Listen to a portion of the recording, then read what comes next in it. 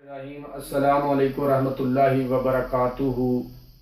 معزز ناظرین، اللہ تبارک و تعالی نے اپنے آخری کلام پاک میں اعلان فرما دیا، انما کان قول المؤمنین اذا دعوا الی اللہ ورسولہ لیحکم بینہم ان یقولوا سمعنا واطعنا واولئک هم المفلحون۔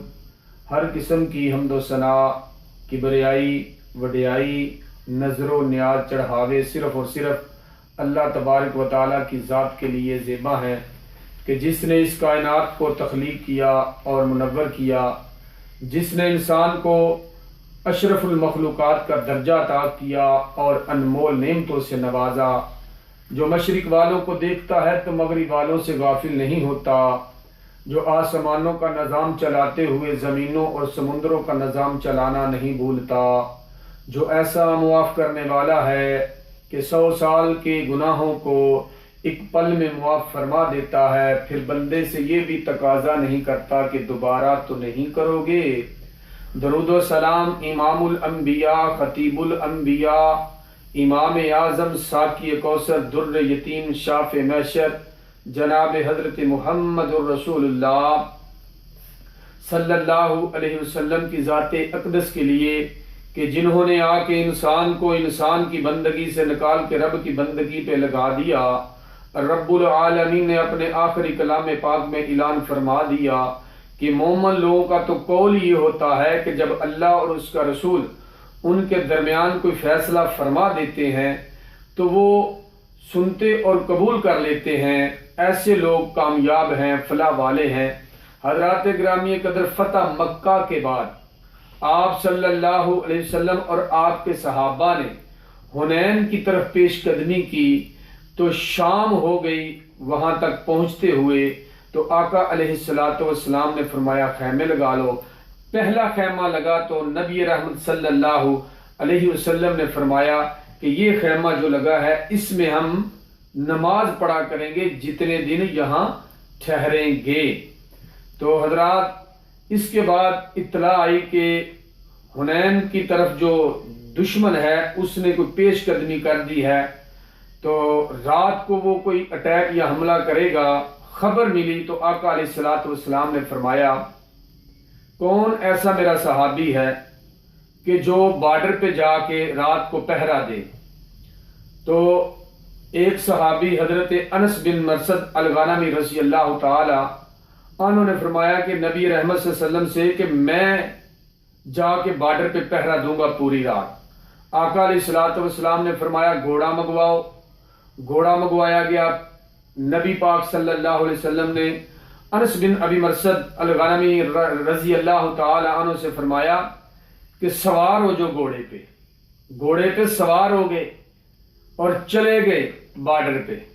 جب بارڈر پہ پہنچے، رات پہرا دینا تھا، بارڈر پہ پہنچے تو سوچا کہ میں اتر جاؤں، گھوڑے کو باندھ کے پھر میں پہرا دے دیتا ہوں۔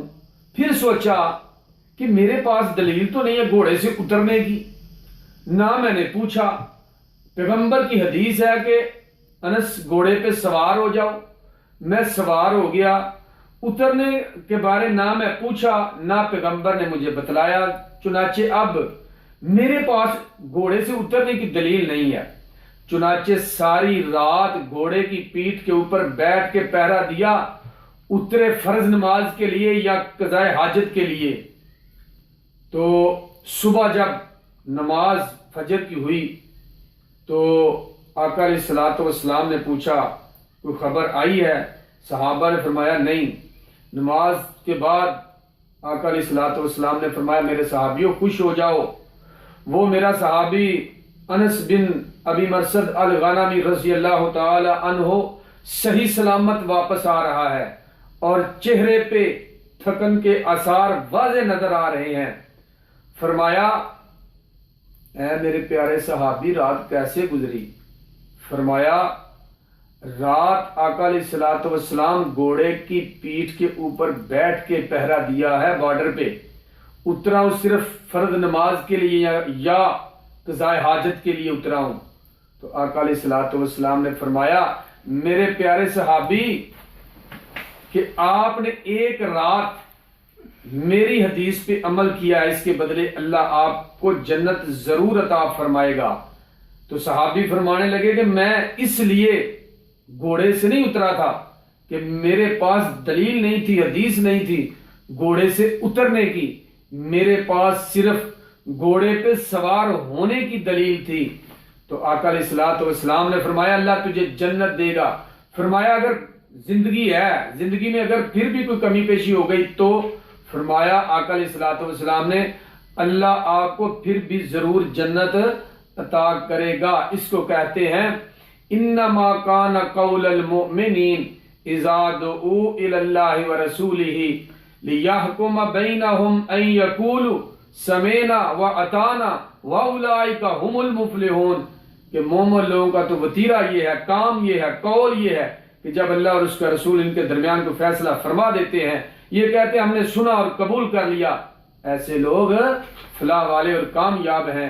اللہ ہم سب کو عمل کی توفیق عطا فرمائے۔